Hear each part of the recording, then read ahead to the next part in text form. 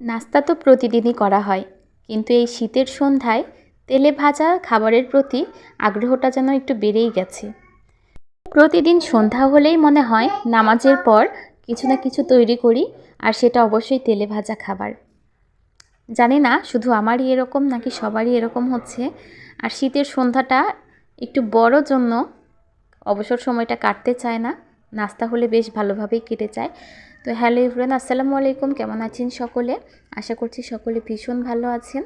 দুপুরের আয়োজন ছিল এই যে এদিকে সবজি রান্না করব, মাছ দিয়ে সবজি, ফুলকপি ছিল, আলু ছিল, আর এই যে শিমগুলো অনেক সুন্দর ছিল, ফুলকপিটাও একদম টাটকা, একদম সাদা ধবধবে। এদিকে মশলা কষানো হচ্ছে, মাছ আর কুমড়া বড়িটা ভেজে নিয়েছি। মশলাটাকে বেশ ভালো মতো কষানোর পরে এর মধ্যে আমি ধুয়ে রাখা ফুলকপি, আলু আর শিমের যে সবজিটা ছিল সেই সবজিটা ঢেলে দিলাম। এবার এটাকে বেশ কিছুক্ষণ কষিয়ে নিব, তাহলে সবজির যে এক্সট্রা একটা গন্ধ আছে সেটা তেমন একটা লাগে না। রান্না করলে বেশ মজা লাগে, কষিয়ে রান্না করলে তরকারির স্বাদটাই যেন অনেক গুণ বেড়ে যায়। আর মাছটা ভেজে রেখেছিলাম, এ কারণে সবজিটা সিদ্ধ হওয়ার পরে মাছ ভাজা আর কুমড়া বড়িটা দেব। তাই জন্য আমি সবজিটাকে বেশ ভালো মতো কষিয়ে নিচ্ছি। এরপরে আমি এর মধ্যে পানি দিয়ে দিলাম, আর এটা অর্ধেকের বেশি যখন সিদ্ধ হয়ে গেছে তখন আমি মাছগুলোকে দিয়ে দিলাম। আর এই তো সন্ধ্যায় নাস্তা বানাতে চলে আসলাম। এখানে ডাউল নিয়েছিলাম, 3 রকমের ডাউল ছিল, খেসারির ডাউল, মসুর ডাউল আর ছোলার ডাউল। এগুলো মিক্স করে ভিজিয়ে রেখেছিলাম, তারপরে ব্লেন্ডারে কাঁচামরিচ সহ ব্লেন্ড করে নিয়েছি।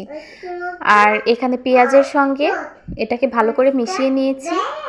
এবার প্যানের মধ্যে তেল গরম করে এই পেঁয়াজিগুলো ভেজে নিব। আর মুচমুচে করে ভাজলে কিন্তু খেতে বেশ মজা লাগে।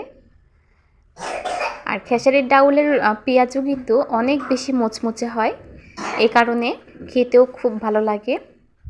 মসুর ডাউলেরটা একটু নরম হয়, তবে খেসারির ডাউলের পেঁয়াজও কিন্তু অনেক মুচমুচে হয়। এর মধ্যে আর কিছু দিয়েছিলাম না, চাউলের গুঁড়ো বা ময়দা কোনো কিছুই না, শুধু ডাউল আর পেঁয়াজ, আর ছিল লবণ আর জিরা, আর কিচ্ছু না। এই দিয়ে মাখিয়ে নিয়েছিলাম। এবার ভেজে উঠিয়ে নিব। একটা পাত্রের মধ্যে টিস্যু নিয়ে নিচ্ছি যেন এক্সট্রা তেলটা চুষে নিতে পারে।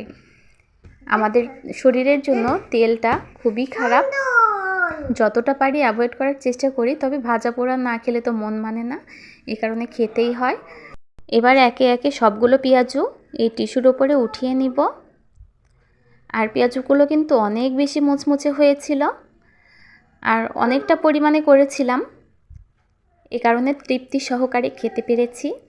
এই যে অনেকগুলো পেঁয়াজ